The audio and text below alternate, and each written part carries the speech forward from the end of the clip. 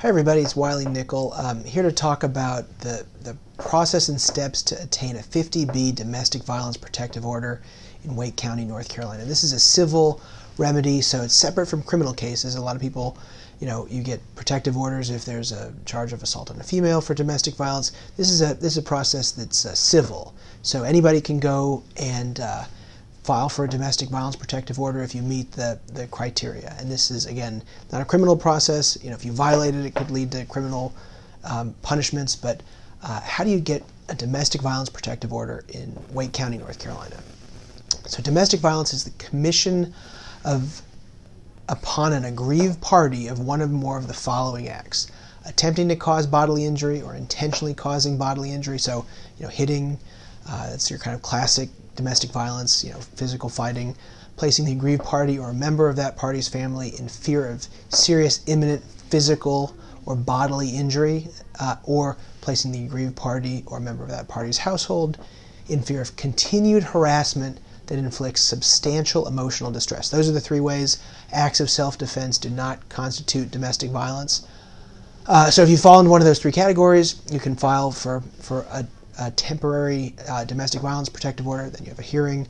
Judge can grant a permanent no-contact order, which would last for a year, and you can renew it after a year.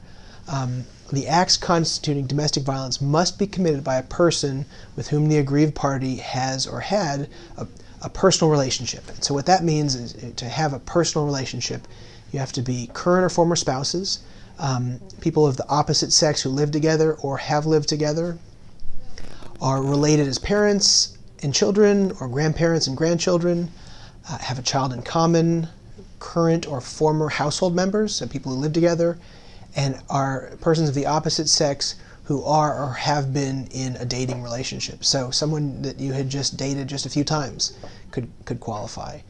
So the steps, how you do it, here in Wake County, you go to the old courthouse on Fayetteville Street, to the 5th floor. You obtain the DVPO paperwork, you sign it there, fill it out, have your basis for it, and then you go to courtroom 5A between 2 and 4 o'clock and give the paperwork to the clerk in the courtroom.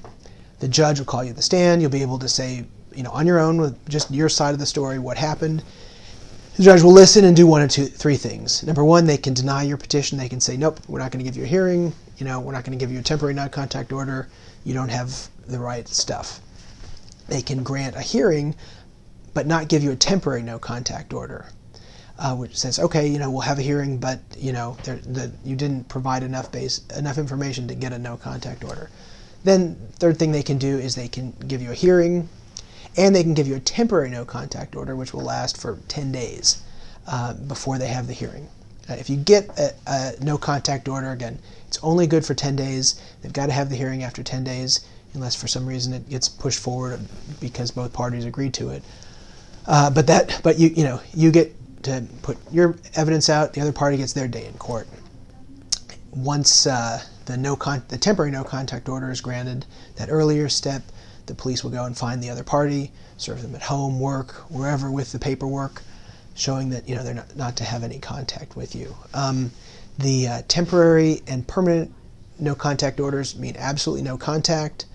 For many people, it means they get possession of the residence where they live, and the other party can't even return there. These are very complicated issues. There's a lot more to this stuff, but if you are looking to file a domestic violence protective order against somebody else, or you've been somebody who one has been filed against you, we can help. So we do both sides of these cases. Those who are looking to file for a no-contact order, and those who a no-contact order has been filed against. You can reach us. Our information is below. We handle these cases in Wake County, North Carolina. Happy to talk and answer any questions.